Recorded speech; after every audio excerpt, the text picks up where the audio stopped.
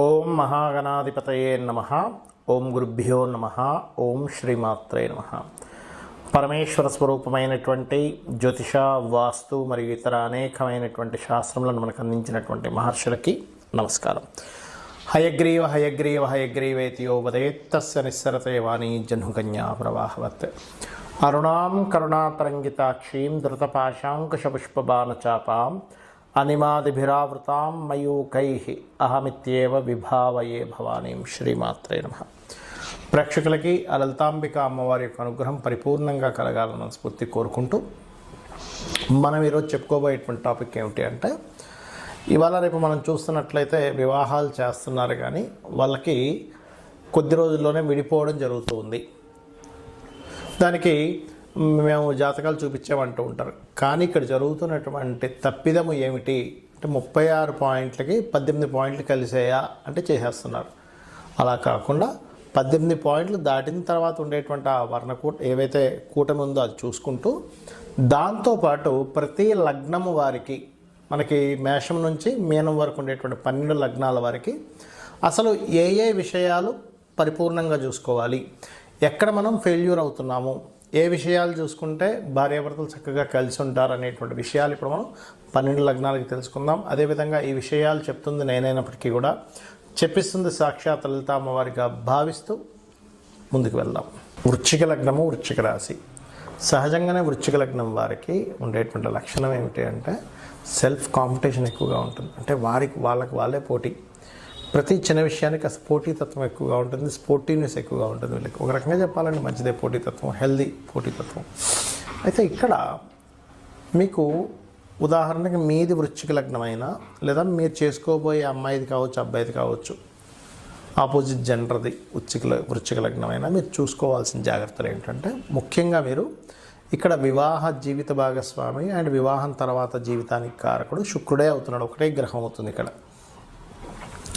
ఒకే గ్రహం అవ్వడం వల్ల శుక్రుడి మీద ఎక్కువ కాన్సన్ట్రేషన్ చేయాలి ఇక్కడ మీరు. ఉదాహరణకి శుక్రుడు ఏ కేతుతోనే కలిశాడు, అప్పుడు ఏమవుతుందంటే వాళ్ళకి, అంటే ఎవరైతే తులాలగ్నమైందో వారికి వివాహం మీద ఇంట్రెస్ట్ లేకపోవడము, వివాహం తర్వాత సాంసారిక జీవితం మీద ఇంట్రెస్ట్ లేకపోవడం జరుగుతూ ఉంటాయి. ఇది శుక్రుడు పాడైనా, ముఖ్యంగా శుక్రుడు కేతువుతో ఉంటే ఇంట్రెస్ట్ లేకుండా ఉంటారు. అలా కాకుండా కొంతమందికి ఏమవుతుంది, వృశ్చిక లగ్నం వారికి శుక్రుడు ఇంకో రకంగా స్పాయిల్ అవుతారు, అంటే శని కుజులతో కనెక్ట్ అవుతూ ఉంటుంటారు. అలాంటప్పుడు వాళ్ళకు వచ్చే జీవిత భాగస్వామితో గొడవలు రావడం, వీళ్ళకి కొంచెం శుక్రుడు ఇలా ఈ రకంగా పాడైనప్పుడు ఆఫ్టర్ మ్యారేజ్ తర్వాత కూడా కొంత రిలేషన్స్ ఎక్కువ ఏర్పడడం, అంటే అది లీగల్గా కాకుండా కొంచెం ఇతర వాళ్ళతో కొంత ఎక్కువగా డిస్టర్బెన్సెస్ రావడం, అంటే ఎవరితోనో ఒక రిలేషన్లో ఉండడం, వాళ్ళతో గొడవలు రావడం కూడా జరుగుతూ ఉంటుంది. ఇట్లా ఉన్నప్పుడు కేవలం ఏదో సుఖపడ్డము అట్లానే కాకుండా గొడవలు కూడా వస్తూ ఉంటాయి ఈ టైంలో, ఈ కాంబినేషన్ ఉన్నప్పుడు. సో అది పర్టికులర్గా జాగ్రత్త తీసుకో వృశ్చికం వారు. అలాగే ఇక్కడ ఇంకొక గొప్ప విషయం ఏంటంటే, ఈ వృశ్చిక లగ్నం వారికి సంతానకారకుడు, కుటుంబకారకుడు ఒక్కడే అవుతున్నాడు. సో గురువు కనుక బాగున్నాడు అంటే ఒకటే గుర్తుపెట్టుకోవాలి, వివాహం చేసుకొని తొందరగా సంతానాన్ని కనుక పొందినట్లయితే మీ లైఫ్ ఒక మంచి టర్న్ తీసుకుంటుంది. మరి గురువు బాగోపోతే సంతానం కనకూడదా అంటే అది కాదు లెక్క. అక్కడ గురువు బాగోనప్పుడు దత్తాత్రేయుడు ఆరాధన, దక్షిణామూర్తి స్తోత్రాలు చదువుకుంటే సంతానానికి వచ్చేటువంటి దోషాలు రాకుండా ఉంటాయి. అంటే సంతానం అనారోగ్యంతో ఉండడం ఇట్లాంటివి జరగవు. గురువు సహజంగానే సంతానానికి కారకుడు. ఆ సంతానానికి కారకుడు మీ వృశ్చిక లగ్నానికి పంచమాధిపతి అవుతున్నాడు. సహజంగా సంతానానికి కారకుడు పంచమాధిపతి అయినప్పుడు ఏమవుతుంది, ఇంకొంచెం బలం ఎక్కువగా ఉంటుంది, దాని పాత్ర ఎక్కువగా ఉంటుంది. అందుకని ఏంటి, సంతానమే కాకుండా షేర్ మార్కెట్లో లేకపోతే ఫ్రెండ్స్తో ఏదైనా షేర్ మార్కెటింగ్ రిలేటెడ్ సంబంధించిన వాటిలో చేసుకోవడము, ఇట్లాంటివి కూడా కాస్త చూసుకుంటూ ఉండాలి. మరియు దీంతోపాటు మీరు ఈ యొక్క వృశ్చిక లగ్నం వారికి ఇందాక నేను చెప్పినట్టుగా శుక్రుడు కేతువు కలయిక ఏమైనా ఉందా, గురువు ఎలా ఉన్నాడు అనేటువంటిది ప్రధానంగా మీరు తీసుకొని, మీరు ఒకవేళ వివాహం అవ్వట్లేదు అన్నప్పుడు శుక్రకేతు గ్రహాల దగ్గర దీపారాధన చేసినట్లయితే అన్ని విధాలా మీకు బాగుంటుంది. మరి కొంతమందికి వివాహ సంబంధించినటువంటివి చూసినప్పటికీ కూడా ఒక్కొక్కసారి ఇబ్బంది అవుతూ ఉంటుంది. అంటే అలాగా వారిద్దరికీ సెట్ అయిందండి, అయినా సరే గొడవ వస్తుంది అంటారు. దానికి కారణం ఏంటో చెప్తా ఇప్పుడు నేను మీకు. వాళ్ళ పర్సనల్ చార్ట్లో ఎవరైతే వివాహం చేసుకోబోతారో మీరు అవతల వాళ్ళది కానీ మీది కానీ పర్సనల్ చార్ట్లో పర్టికులర్గా వివాహ సమయం కాదు అంటే వివాహం చేసుకోకూడని సమయంలో వివాహం చేసుకుంటున్నారు, గుర్తుపెట్టుకోండి. అది ఎట్లా తెలుసుకోవాలి?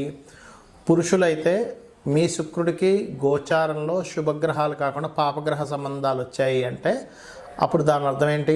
ఆ గోచారంలో పాపగ్రహం ఉన్నంతసేపు శుక్రుడి మీద లేదా సప్తమ స్థానాధిపతి మీద, సప్తమం మీద పాపగ్రహాలు ఉన్నప్పుడు ఆ టైంలో చేసుకోకూడదు. చేసుకుంటే దాని ఫలితం వస్తుంది.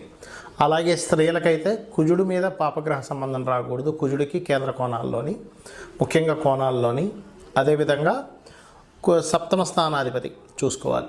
ఇది ప్రధానంగా తీసుకోవాల్సినటువంటిది. మరియు దీంతోపాటు పర్టికులర్గా మీరు కనుక ఇద్దరికి అంటే ఇప్పుడు ఇద్దరికి సరైన సమయం అనుకోండి వివాహం చేసుకోవడానికి, అప్పుడు బాగుంటుంది. అలా కాకుండా ఒకరికి బాగుండి ఒకరికి బాగాలేదు వివాహం చేసుకోవడానికి, అప్పుడేంటి యావరేజ్గా ఉంటుంది.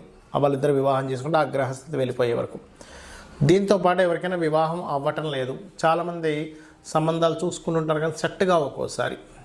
దానికి కారణం ఏంటంటే వాళ్ళకి జన్మజాతకంలో బలం లేదు వివాహం మీద. అలాంటప్పుడు మీరు చేయవలసింది ఏమిటి? స్త్రీలైతేనేమో నవగ్రహాల్లో కుజ, శని, రాహు గ్రహాల దగ్గర దీపారాధన చేయండి. పురుషులైతే శుక్రకేతు గ్రహాల దగ్గర దీపారాధన చేయండి. గోవులకి గ్రాసము, తీపి చపాతీలు పెట్టండి పురుషులైతే. స్త్రీలైతే గోవులకి, దేశీవాలి గోవుకి కందులేమో దానం ఇవ్వచ్చు. గోవులకు పెట్టేటువంటిది ముఖ్యంగా క్యారెట్స్, బెల్లము తినిపించండి గోవులకి.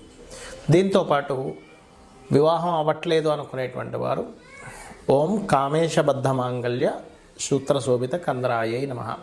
లేదంటే వివాహం అయింది కానీ మా ఇద్దరి మధ్యన మాటి గొడవలు వస్తున్నాయి అని అనుకున్నప్పుడు మీరు ఏం చేస్తారంటే ఓం శివకామేశ్వరాంకస్త శివా స్వాధీన వల్లభాయై నమః. సమ్ టైమ్స్ ఏమవుతుందంటే మీ జన్మజాతకంలో మీకు కొంతకాలం జీవిత భాగస్వామితో ఎడబాటుగా ఉండే యోగం ఉంటుంది. అప్పుడు దాన్ని యాక్సెప్ట్ చేయండి. అది యాక్సెప్ట్ చేయకుండా దగ్గరగా ఉందామనే ప్రయత్నం చేసినప్పుడు ఏమవుతుందంటే మీ ఇద్దరి మధ్యన అనవసరమైనటువంటి గొడవలు వస్తూ ఉంటాయి. అలా కాకుండా ఒక్కొక్కసారి ఆల్రెడీ వివాహం అయిపోయిందండి కానీ సప్తమంలో పలానా ప్లానెట్ పాడవడం వల్ల మేము ఇబ్బంది పడుతున్నాం అన్నప్పుడు ఆ ప్లానెట్కి సంబంధించినటువంటి దానం ఇవ్వడం. అంటే రవి ఉన్నాడు అనుకోండి, గోధుమలు, చంద్రుడైతే బియ్యము, కుజుడైతే కందులు, బుధుడైతే పెసలు, గురువు అయితే శనగలు, శుక్రుడైతే బొబ్బర్లు, శని అయితే నువ్వులు, రాహు అయితే మినుములు, కేతు అయితే ఉలవలు. ఈ రకంగా దానం ఇవ్వచ్చు. లేదా అధిష్టాన దేవతలు అంటే సూర్యభగవాను ఆరాధించడం, రవి అయితే, చంద్రుడైతే అమ్మవారు, శుక్రుడైన అమ్మవారికి చేసుకోవచ్చు, గురువు అయితే దత్తాత్రేయుడు, శని అయితే శివుణ్ణి లేదా ఆంజనేయ స్వామిని, రాహు, దుర్గా, కేతు వచ్చేసి గణపతిని. ఈ రకంగా కూడా చేసుకోవచ్చు. బుధుడైతే విష్ణువుని. అంటే అది యాక్టివ్ అవుద్ది. మీరు ఎప్పుడైతే ఆ గ్రహం యొక్క అధిష్టాన దేవతకి చేసుకుంటారో ఖచ్చితంగా యాక్టివ్ అవ్వడం. ప్రధానంగా మీరు తీసుకోవాల్సిన జాగ్రత్త ఏంటంటే మీరు ఈ సప్తమ స్థానంలోని 12వ స్థానంలో ఉండే గ్రహాలు ఎలా ఉన్నాయి, మీకు ఏ సమయంలో వివాహం చేసుకుంటే కరెక్ట్ టైం, ఏ సమయంలో చేసుకోకూడదు, ఇప్పుడు అసలు మీరు వెతుకుతున్న సమయానికి ఇప్పుడు అసలు వివాహ యోగం ఉందా లేదా, ఇవి చూసుకోవాలి. ప్రతి ఒక్కరికి కూడా 3 నుంచి 5 సార్లు వస్తుంది వివాహ సమయం. సో ఇవి చూసుకొని మీరు మీ యొక్క జీవితాన్ని ఆనందమయంగా చేసుకుంటారని కోరుకుంటూ శ్రీమాత్రే నమః.